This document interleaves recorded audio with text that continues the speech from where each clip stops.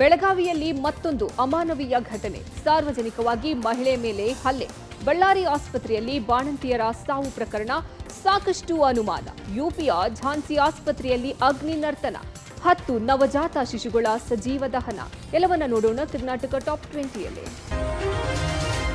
ಕುಂದಾನಗರಿ ಬೆಳಗಾವಿಯಲ್ಲಿ ಮತ್ತೊಂದು ಅಮಾನವೀಯ ಘಟನೆ ನಡೆದಿದೆ. ಬೆಳಗಾವಿಯ ವಡ್ಡರವಾಡಿಯಲ್ಲಿ ವೇಶ್ಯಾವಾಟಿಕೆ ಆರೋಪವನ್ನು ಹೊರಿಸಿ ಮಹಿಳೆಯೊಬ್ಬರ ಮೇಲೆ ಹಲ್ಲೆ ಮಾಡಿದ್ದಲ್ಲದೆ ಸಾರ್ವಜನಿಕವಾಗಿ ಬಟ್ಟೆಯನ್ನು ಹರಿದು ಹಾಕಲಾಗಿದೆ. ಮಗಳು ವೇಶ್ಯಾವಾಟಿಕೆ ಮಾಡ್ತಿದ್ದಾಳೆ ಅಂತ ಆರೋಪಿಸಿ ಮನೆಗೆ ನುಗ್ಗಿ ಎಳೆದು ತಂದು ತಾಯಿ ಮಗಳ ಮೇಲೆ ಮನೆಯ ಪಕ್ಕದ ಅಷ್ಟೇಕರ್ ಕುಟುಂಬ ಹಲ್ಲೆ ಮಾಡಿರುವ ಆರೋಪ ಕೇಳಿಬಂದಿದೆ. ಈ ಸಂಬಂಧ ತಾಯಿ ಮತ್ತು ಮಗಳು 2 ದಿನ ಮಾಳಮಾರುತಿ ಠಾಣೆಗೆ ದೂರು ಕೊಟ್ಟಿದ್ದಾರೆ. ಆದರೆ ಠಾಣೆಯಲ್ಲಿ ದೂರನ್ನು ಸ್ವೀಕರಿಸಿದ ಕಾರಣ ನಗರ ಪೊಲೀಸ್ ಆಯುಕ್ತರಿಗೆ ದೂರು ಕೊಟ್ಟಿದ್ದಾರೆ. ನಗರ ಪೊಲೀಸ್ ಆಯುಕ್ತರ ಸೂಚನೆಯ ಮೇರೆಗೆ ಬಿಎನ್ಎಸ್ ಕಾಯ್ದೆಯಡಿ 3 ವಿರುದ್ಧ ಕೇಸ್ ದಾಖಲಾಗಿದೆ. ಬಾಲಕಿಯ ಜೊತೆಗೆ 4 ವರ್ಷದಿಂದ ತಾಯಿ ಮಗಳು ಮನೆಯಲ್ಲಿಯೇ ವಾಸವಾಗಿದ್ದಾರೆ. ಸಾರ್ವಜನಿಕವಾಗಿ ವೃದ್ಧೆಯ ಬ್ಲೌಸ್ ಅನ್ನು ಹರಿದು ಹಾಕಿ ಅಮಾನವೀಯವಾಗಿ ವರ್ತನೆ ತೋರಿಸಿ ಹಲ್ಲೆ ಮಾಡ್ತಾ ಇರುವ ದೃಶ್ಯ ಮೊಬೈಲ್ನಲ್ಲಿ ಸೆರೆಯಾಗಿದೆ. ವೇಶ್ಯಾವಾಟಿಕೆ ಮಾಡ್ತಾ ಇದ್ದೀರಿ ಅಂತ ಆರೋಪಿಸಿ ತಮ್ಮ ಮೇಲೆ ಅಮಾನವೀಯವಾಗಿ ವರ್ತಿಸಿ ಹಲ್ಲೆ ಮಾಡಿದ್ದಾರೆ. ನಾವು ಇರುವ ಮನೆಯನ್ನ ತೊರೆಯುವಂತೆ ಮಾಡಲಿಕ್ಕೆ ಸುಖಾಸುಮ್ಮನೆ ಜಗಳ ತೆಗೆದು ಹಲ್ಲೆ ಮಾಡ್ತಿದ್ದಾರೆ. ಹೀಗಾಗಿ ನಮಗೆ ಜೀವ ಭಯ ಇದೆ, ರಕ್ಷಣೆ ಕೊಡಿ ಅಂತೇಳಿ ತಾಯಿ ಮತ್ತು ಮಗಳು ಪೊಲೀಸರಲ್ಲಿ ಮನವಿ ಮಾಡಿಕೊಂಡಿದ್ದಾರೆ. ಬಳ್ಳಾರಿ ಜಿಲ್ಲಾಸ್ಪತ್ರೆಯಲ್ಲಿ 3 ಬಾಣಂತಿಯರ ಸಾವು ಪ್ರಕರಣ ಸಾಕಷ್ಟು ಅನುಮಾನಕ್ಕೆ ಕಾರಣವಾಗಿದೆ. ಮೆಡಿಸಿನ್ ರಿಯಾಕ್ಷನ್ ಆರೋಪದ ಹಿನ್ನೆಲೆಯಲ್ಲಿ 7 ಜನ ಬಾಣಂತಿಯರು ತೀವ್ರ ಅಸ್ವಸ್ಥರಾಗಿದ್ದರು. 7 ಬಾಣಂತಿಯರ ಪೈಕಿ 3 ಬಾಣಂತಿಯರು ಸಾವನ್ನಪ್ಪಿದ್ದಾರೆ.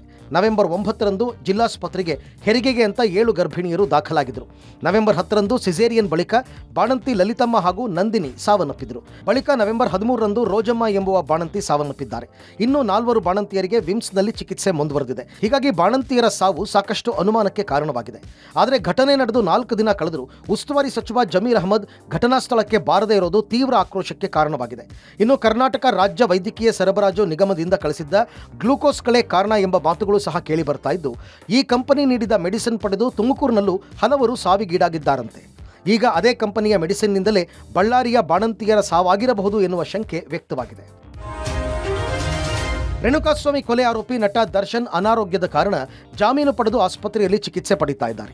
ಈ ಮಧ್ಯೆ ಮಧ್ಯಂತರ ಜಾಮೀನು ರದ್ದು ಕೋರಿ ಸುಪ್ರೀಂ ಕೋರ್ಟ್ಗೆ ಮೇಲ್ಮನವಿ ಸಲ್ಲಿಸಲು ಪೊಲೀಸರು ಸಿದ್ಧತೆ ನಡೆಸಿದ್ದಾರೆ.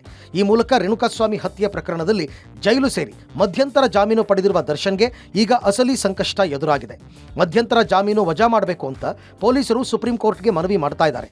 ಅದರಲ್ಲಿ 2 ಪ್ರಮುಖ ಅಂಶಗಳಿದ್ದು, ದರ್ಶನ್ ತುರ್ತು ಶಸ್ತ್ರಚಿಕಿತ್ಸೆ ಅವಶ್ಯಕತೆ ಇದೆ ಅಂತ ಜಾಮೀನು ಪಡೆದಿದ್ದಾರೆ. ಆದರೆ ಇಲ್ಲಿವರೆಗೂ ಶಸ್ತ್ರಚಿಕಿತ್ಸೆ ಮಾಡಿಸಿಕೊಂಡಿಲ್ಲ. ಅಲ್ಲದೆ ಅವರಿಗೆ ಶಸ್ತ್ರಚಿಕಿತ್ಸೆ ಅಗತ್ಯವೋ ಇಲ್ಲವೋ ಎಂಬುದನ್ನು ಮೆಡಿಕಲ್ ಬೋರ್ಡ್ ತೀರ್ಮಾನ ಮಾಡಬೇಕು ಅಂತ ಮನವಿ ಮಾಡಲಿದ್ದಾರೆ. ಇನ್ನು ಈಗಾಗಲೇ ತನಿಖಾಧಿಕಾರಿ ಸುಪ್ರೀಂ ಕೋರ್ಟ್ ವಕೀಲರ ಜೊತೆ ಚರ್ಚಿಸಿದ್ದು, ಸೋಮವಾರ ಅರ್ಜಿ ಸಲ್ಲಿಕೆ ಮಾಡುವ ಎಲ್ಲ ಸಾಧ್ಯತೆಯೂ ಇದೆ. ಮದುವೆ ಮುಗಿಸಿ ಹಿಂತಿರುಗುತ್ತಿದ್ದಾಗ ಭೀಕರ ಅಪಘಾತ ಸಂಭವಿಸಿದ ಘಟನೆ ಉತ್ತರ ಪ್ರದೇಶದ ಬಿಜ್ನೋರ್ನಲ್ಲಿ ನಡೆದಿದೆ. ಈ ಘಟನೆಯಲ್ಲಿ ನವ ವಿವಾಹಿತರು ಸೇರಿ 7 ಮಂದಿ ಸಾವನ್ನಪ್ಪಿದ್ದಾರೆ. ಬೆಳಿಗ್ಗೆ ಬಿಜ್ನೋರ್ನಲ್ಲಿ ಭಾರೀ ಮಂಜು ಕವಿದಿತ್ತು. ಈ ವೇಳೆ ಮದುವೆ ಮುಗಿಸಿ ಬರ್ತಾ ಇದ್ದವರ ವಾಹನ ವೇಗವಾಗಿ ಬಂದು ಟೆಂಪೋಗೆ ಡಿಕ್ಕಿ ಹೊಡೆದಿದೆ. ಪರಿಣಾಮ 7 ಮಂದಿ ಪ್ರಯಾಣಿಕರು ಸ್ಥಳದಲ್ಲೇ ಸಾವನ್ನಪ್ಪಿದ್ದಾರೆ. ನಿನ್ನೆ ಸಂಜೆ ಜಾರ್ಖಂಡ್ನಲ್ಲಿ ಮದುವೆ ಸಂಭ್ರಮ ನಡೆದಿತ್ತು. ಬಿಜ್ನೋರ್ನ ಧಂಪುರದಲ್ಲಿರುವ ವರ್ಣ ಮನೆಗೆ ಹಿಂತಿರುಗುತ್ತಿದ್ದಾಗ ರಾಷ್ಟ್ರೀಯ ಹೆದ್ದಾರಿ 74ರಲ್ಲಿ ವಾಹನ ಟೆಂಪೋಗೆ ಡಿಕ್ಕಿ ಹೊಡೆದಿದೆ. ಡಿಕ್ಕಿಯ ರಭಸಕ್ಕೆ 2 ವಾಹನಗಳು ಹಳ್ಳಕ್ಕೆ ಬಿದ್ದಿವೆ. ವಾಹನದಲ್ಲಿ ವಧು, ವರ, ಅವರ ಚಿಕ್ಕಮ್ಮ ಮತ್ತು ಅವರ ಸಹೋದರ ಸೇರಿದಂತೆ 11 ಮಂದಿ ಇದ್ದರು ಅಂತ ಹೇಳಲಾಗಿದೆ. ಅಪಘಾತದಲ್ಲಿ ದಂಪತಿಗಳು ಮತ್ತು ಅವರ 4 ಕುಟುಂಬ ಸದಸ್ಯರು ಸಾವನ್ನಪ್ಪಿದ್ದಾರೆ.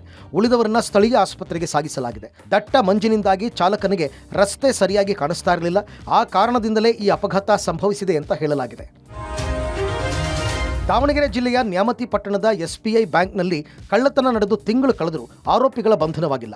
ಆದರೆ ಬ್ಯಾಂಕ್ನಲ್ಲಿ ಬಂಗಾರ ಅಡ ಇಟ್ಟು ಸಾಲ ಪಡೆದಿದ್ದ ಗ್ರಾಹಕರು ಆತಂಕದಲ್ಲೇ ಕಾಲ ಕಳೆಯುವಂತಾಗಿದೆ. ಚಿನ್ನ ಅಡವಿಟ್ಟು 509 ಜನ ಗ್ರಾಹಕರು ತಮ್ಮ ಬಂಗಾರವನ್ನು ವಾಪಸ್ ಕೊಡುವಂತೆ ಮನವಿ ಮಾಡಿದ್ದಾರೆ. ಆದರೆ ಬ್ಯಾಂಕ್ ಸಿಬ್ಬಂದಿಗಳು ನಿರ್ಲಕ್ಷ್ಯ ಧೋರಣೆ ಅನುಸರಿಸ್ತಾ ಇದ್ದು, ಕಳುವಾಗಿದ್ದು ಅದರಿಂದ ಗ್ರಾಹಕರಿಗೆ ಅಡವಿಟ್ಟ ಚಿನ್ನದ ಮೌಲ್ಯದ 60% ಮಾತ್ರ ನೀಡ್ತೀವಿ ಅಂತ ಹೇಳ್ತಾ ಇದ್ದಾರೆ. ಇದರಿಂದ ಬ್ಯಾಂಕ್ನ ಈ ಎಡವಟ್ಟಿನಿಂದ ನಾವೇಕೆ ತೊಂದರೆಗೆ ಒಳಗಾಗಬೇಕು ಅಂತ ಆಕ್ರೋಶ ವ್ಯಕ್ತಪಡಿಸ್ತಾ ಇದ್ದಾರೆ. ಇತ್ತ ಬೆಂಗಳೂರಿನ ವಿಜಯನಗರದಲ್ಲಿ ಜ್ಯುವೆಲರಿ ಶಾಪ್ ಮಾಲೀಕನ ಮನೆಯಲ್ಲಿ ನಡೆದಿದ್ದ ಕಳ್ಳತನ ಪ್ರಕರಣ ಪೊಲೀಸರಿಗೆ ಸವಾಲಾಗಿ ಪರಿಣಮಿಸಿದೆ. ನವೆಂಬರ್ 1ರಂದು ಅರಿಹಂತ್ ಜ್ಯುವೆಲರಿ ಶಾಪ್ ಮಾಲೀಕನ ಮನೆಯಲ್ಲಿ ಸುಮಾರು 15 ಕೋಟಿ ಮೌಲ್ಯದ ಚಿನ್ನಾಭರಣ ಕಳವು ಮಾಡಲಾಗಿತ್ತು. ಕಳ್ಳತನ ಮಾಡಿದ ವ್ಯಕ್ತಿ ನೇಪಾಳಕ್ಕೆ ಎಸ್ಕೇಪ್ ಆಗಿದ್ದಾನೆ. ಹಾಗಾಗಿ ನೇಪಾಳದಲ್ಲಿ ಹೋಗಿ ರಿಕವರಿ ಮತ್ತು ಆರೋಪಿಗಳನ್ನು ಪತ್ತೆ ಮಾಡೋದು ಅಷ್ಟು ಸುಲಭದ ಕೆಲಸವಲ್ಲ ಅಂತ ಅಧಿಕಾರಿಗಳ ವಾದವಾಗಿದೆ. ರಾಷ್ಟ್ರ ರಾಜಧಾನಿ ದೆಹಲಿ ದಿನೇ ದಿನೇ ಗ್ಯಾಸ್ ಚೇಂಬರ್ ಆಗಿ ಬದಲಾಗ್ತಿದೆ. ದೆಹಲಿಯಲ್ಲಿ ಸತತ 4ನೇ ದಿನವೂ ಗಾಳಿಯ ಗುಣಮಟ್ಟ ತೀವ್ರ ಕಳಪೆ ಮಟ್ಟಕ್ಕೆ ಕುಸಿದಿದೆ. ಇಂದು ಬೆಳಗ್ಗೆ ಗಾಳಿಯ ಗುಣಮಟ್ಟ ಸೂಚ್ಯಂಕ 407ರಷ್ಟು ದಾಖಲಾಗಿದೆ ಎಂದು ಕೇಂದ್ರ ಮಾಲಿನ್ಯ ನಿಯಂತ್ರಣ ಮಂಡಳಿ ಮಾಹಿತಿ ನೀಡಿದೆ. ಎಐಕ್ಯೂ ಪ್ರಮಾಣ 0ರಿಂದ 50ರಷ್ಟಿದ್ರೆ ಉತ್ತಮ ಎಂದು, 21ರಿಂದ 100ರಷ್ಟಿದ್ರೆ ಸಮಾಧಾನಕರ ಎಂದು ಪರಿಗಣಿಸಲಾಗುತ್ತದೆ. ಇನ್ನು ದೆಹಲಿಯ ಗಾಳಿಯ ಗುಣಮಟ್ಟವು ತೀವ್ರ ಕಳಪೆಯಾಗಿರುವುದರಿಂದ ನಗರದಲ್ಲಿ ಜಿಆರ್ಎಪಿ 3 ನಿಯಮಗಳನ್ನು ಜಾರಿ ಮಾಡಲಾಗಿದೆ. ಜಿಆರ್ಎಪಿ ನಿಯಮಗಳ ಅಡಿಯಲ್ಲಿ ಅನೇಕ ವಾಹನಗಳ ಸಂಚಾರಕ್ಕೆ ನಿರ್ಬಂಧ ಹೇರಲಾಗಿದ್ದು, ಸರ್ಕಾರವು ನಾಗರಿಕರಿಗೆ ಅನುಕೂಲವಾಗುವಂತೆ ಕೆಲವು ಸೌಲಭ್ಯಗಳನ್ನು ಕಲ್ಪಿಸಿದೆ. ಇದರ ಜೊತೆ ಸಾರ್ವಜನಿಕ ಸಾರಿಗೆ ಬಳಕೆಯನ್ನ ಹೆಚ್ಚಿಸಿ ಖಾಸಗಿ ವಾಹನಗಳ ಬಳಕೆಯನ್ನು ಕಡಿಮೆ ಮಾಡಲು ದೆಹಲಿ ಸಾರಿಗೆ ನಿಗಮ ಹೆಚ್ಚುವರಿ 106 ಕ್ಲಸ್ಟರ್ ಬಸ್ ಸೇವೆಯನ್ನು ಸಹ ಪ್ರಾರಂಭಿಸಿದೆ. ಅಲ್ಲದೆ ಮೆಟ್ರೋ ರೈಲುಗಳು ಕೂಡ 60 ಹೆಚ್ಚುವರಿ ಟ್ರಿಪ್ಗಳನ್ನು ಮಾಡಲಿವೆ ಎಂದು ಪರಿಸರ ಸಚಿವಾಲಯ ಪ್ರಕಟಿಸಿದೆ.